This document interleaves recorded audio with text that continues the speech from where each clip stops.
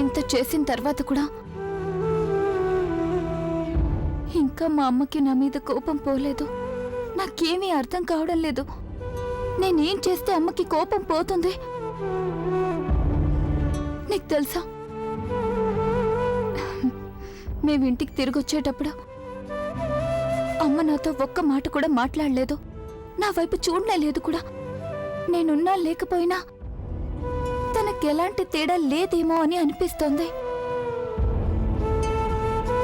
నేనిప్పుడు తన గది వైపే చూస్తూ ఉంటాను. ఎందుకంటే తనెప్పుడు నన్ను ప్రేమగా పిలిచినా నేను పరిగెత్తుకుంటూ తన దగ్గరికి వెళ్ళొచ్చని. కానీ నా పేరుని పిలవడం లేదు కదా.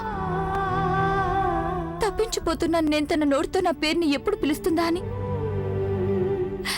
తప్పించిపోతున్నాను నేను. బుల్బుల్,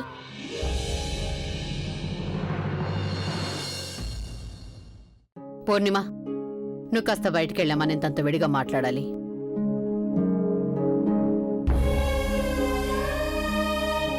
ప్రజ్ఞది మొబైల్ ఫోన్ నెట్వర్క్లోకి వచ్చింది.